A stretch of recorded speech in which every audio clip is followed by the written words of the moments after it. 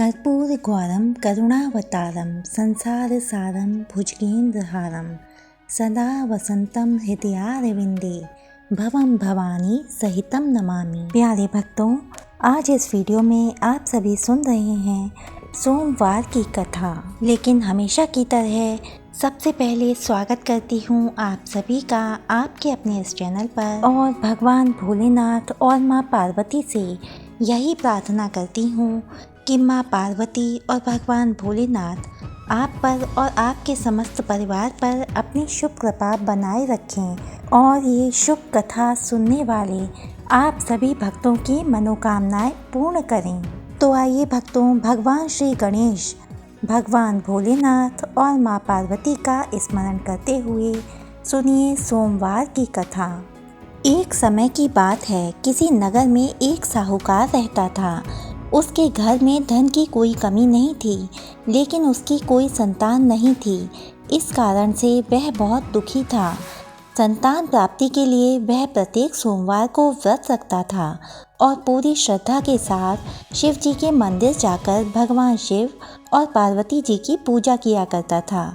उसकी भक्ति को देखकर एक दिन माँ पार्वती प्रसन्न हो गईं और भगवान शिव से उस साहूकार की मनोकामना पूर्ण करने का आग्रह किया।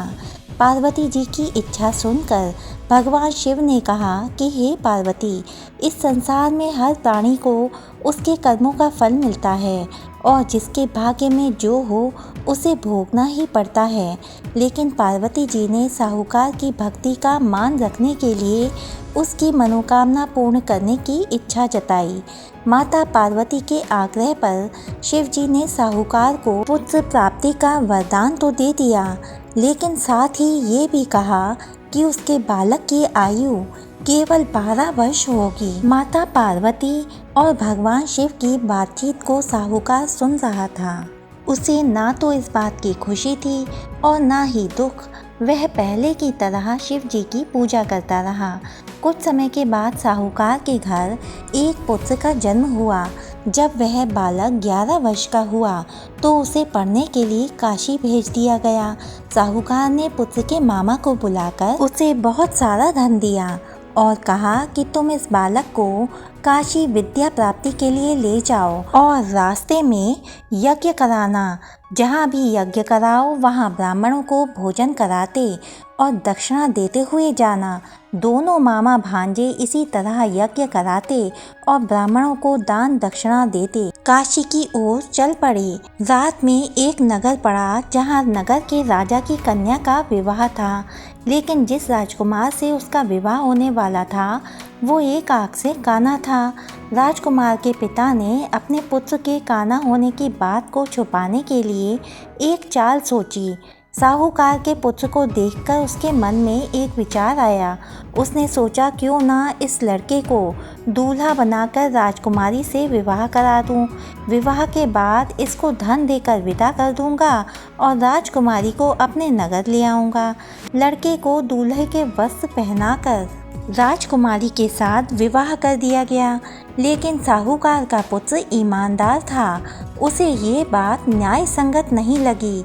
उसने अवसर पाकर राजकुमारी की चुन्नी के पल्ले पर लिखा कि तुम्हारा विवाह तो मेरे साथ हुआ है, लेकिन जिस राजकुमार के संग तुम्हें भेजा जाएगा वह एक आँख से काना है। मैं तो काशी पढ़ने जा रहा हूँ। जब राजकुमारी ने चुन्नी पर लिखी बातें पढ़ीं तो उसने अपने माता पिता को यह बात बताई। राजा ने अपनी पुत्री को विदा नहीं किया, जिससे बारात वापस चली गई। दूसरी ओर साहूकार का लड़का और उसका मामा काशी पहुँचे और वहाँ जाकर उन्होंने यज्ञ किया। जिस दिन लड़के की आयु 12 साल की हुई उसी दिन यज्ञ रखा गया। लड़के ने अपने मामा से कहा कि मेरी तबीयत कुछ ठीक नहीं है। मामा ने कहा कि तुम अंदर जाकर सो जाओ। शिव जी के वरदान के अनुसार कुछ ही देर में उस बालक के प्राण निकल गए। मृत भांजे को देखकर उसके मामा ने विलाप शुरू किया। संयोगवश उसी समय शिव जी और माता पार्वती उधर से जा रहे थे। पार्वती जी ने भगवान से कहा, स्वामी, मुझे इसके रोने के स्वर सहन नहीं हो रहे हैं। आप इस व्यक्ति के कष्ट को अवश्य दूर करें। जब शिवजी मृत बालक के पास गए तो वो बोले कि यह उसी साहूकार का पुत्र है जिसे मैंने 12 वर्ष की आयु का वरदान दिया था। अब इसकी आयु पूरी हो चुकी है। लेकिन मातृभाव से विभोर माता पार्वती ने कहा कि हे महादेव, आप इस बालक को और आयु देने की कृपा करें, अन्यथा इसके वियोग में इसके माता पिता भी तड़प तड़प कर मर जाएंगे। माता पार्वती के आग्रह पर भगवान शिव ने उस लड़के को जीवित होने का वरदान दिया। शिव जी की कृपा से वो लड़का जीवित हो गया। शिक्षा समाप्त करके लड़का मामा के साथ अपने नगर की ओर चल दिया। दोनों चलते हुए उसी नगर में पहुँचे जहाँ पर उसका विवाह हुआ था। अब उस नगर में भी उन्होंने यज्ञ का आयोजन किया। उस लड़के के ससुर ने उस यज्ञ में उसे पहचान लिया और महल में ले जाकर उसकी खातिरदारी की और अपनी पुत्री को विदा किया। इधर साहूकार और उसकी पत्नी भूखे प्यासे रहकर बेटे की प्रतीक्षा कर रहे थे। उन्होंने प्रण कर रखा था कि यदि उन्हें अपने बेटे की मृत्यु का समाचार मिला तो वो भी प्राण त्याग देंगे। लेकिन अपने बेटे के जीवित होने का समाचार पाकर वो बेहद प्रसन्न हुए। उसी रात भगवान शिव ने व्यापारी के स्वप्न में आकर कहा, हे श्रेष्ठी, मैंने तेरे सोमवार के व्रत करने और व्रत कथा सुनने से प्रसन्न होकर तेरे पुत्र को लंबी आयु प्रदान की है। इसी कारण जो कोई भी सोमवार का व्रत करता है या कथा सुनता और पढ़ता है, उसके सभी दुख दूर होते हैं और समस्त मनोकामनाएं पूर्ण होती हैं। तो भक्तों, अभी आपने सुनी सोमवार की कथा और अब सुनिए भगवान शिव की चालीसा। जय गणेश गिरजा सुवन मंगल मूल सुजान, कहत अयोध्या दास तुम देव अभय वरदान। जय गिरजापति दीन दयाला, सदा करत संतन प्रतिपाला।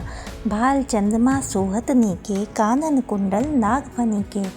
अंग गौर शिरगंग बहाए, मुंड माल तन छार लगाए। वस्त्र खाल बागंबर सोहें, छवि को देख नाग मन मोहें। मैना मातु की हवे दुलारी, वाम अंग सोहत छवि न्यारी। कर त्रिशूल सोहत छवि भारी, करत सदा शत्रुन क्षयकारी। नंदी गणेश सोहें तह कैसे, सागर मध्य कमल हैं जैसे। कार्तिक श्याम और गढ़राओ, या छवि को कही जात न काओ। देवन जबहि जाय पुकारा, तबहि दुख प्रभु आपने वारा। किया उपद्रव तारक भारी, देवन सम्मिली तुम्हें जुहारी। तुरत शरानन आप पठायो, लवण मेष में मार गिरायो। आप जलंधर असुर संहारा, सुरज तुम्हार विदित संसारा। त्रिपुरा सुर सन युद्ध मचाई, सबहि कृपा कर लीन बचाई। किया तपहि भागीरथ भारी, पुरब प्रतिज्ञा तासु पुरारी। दानिन मह तुम समको नाही, सेवक स्तुति करत सदाहि। वेद नाम महिमा तब गाई, अखत अनादि भेद नहीं पाई। प्रकट उदरि मंथन में ज्वाला, जरत सुरासुर भय विहाला। कीन दया तह करी सहाई, नीलकंठ तव नाम कहाई। पूजन रामचंद्र जप कीना, जीत के लंक विभीषण दीन्हा। सहस कमल में हो रहे धारी, कीन परीक्षा तबहि पुरारी। एक कमल प्रभु राख्यो जोई, कमल नयन पूजन चह सोई। कठिन भक्ति देखी प्रभु शंकर, भय प्रसन्न दिए इच्छित वर। जय जय जय अनंत अविनाशी, करत कृपा सबके घटवासी। दुष्ट सकल नित मोहि सतावे, भ्रमित रहे मोहि चैन न आवे। त्राहि त्राहि मैं नाथ पुकारो, यही अवसर मोहि आन उबारो। लय त्रिशूल शत्रुन को मारो, संकट से मोहि आन उबारो। मात पिता भ्राता सब होई, संकट में पूछत नहीं कोई। स्वामी एक है आस तुम्हारी, आए हरहु मम संकट भारी। धन निर्धन को देत सदाहि, जो कोई जाचे सो फल पाहि। स्तुति के ही विधि करें तुम्हारी, क्षमहु नाथ अब चूक हमारी। शंकर हो संकट के नाशन, मंगल कारण विघ्न विनाशन। योगी यति मुनि ध्यान लगावे, नारद शारद शीश नवावे। नमो नमो जय नमः शिवाय, सुर ब्रह्मादिक पार न पाए। जो यह पाठ करे मन लाई, तापर होत है शंभु सहाय। ऋनिया जो कोई हो अधिकारी, पाठ करें सो पावन हारी। पुत्रहीन कर इच्छा कोई, निश्चय शिव प्रसाद ते हुई। पंडित त्रयोदशी को लावे, ध्यान पूर्वक होम करावे। त्रयोदशी व्रत करे हमेशा, तन नहीं ताके रहे कलेशा। धूप दीप नैवेद्य चढ़ावे, शंकर सम्मुख पाठ सुनावे। जन्म जन्म के पाप नसावे, अंत धाम शिवपुर में पावे। कहें अयोध्या दास आस तुम्हारी, जाने सकल दुख हरो हमारी।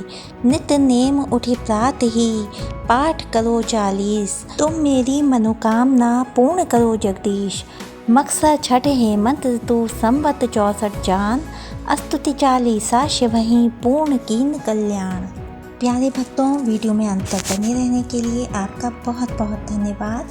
इससे आगे की कथाएं सुनने के लिए इस चैनल को सब्सक्राइब कीजिए, वीडियो को लाइक कीजिए। तो मिलती हूँ आपसे अगले वीडियो में, तब तक के लिए श्री शिवाय नमस्तुभ्यम।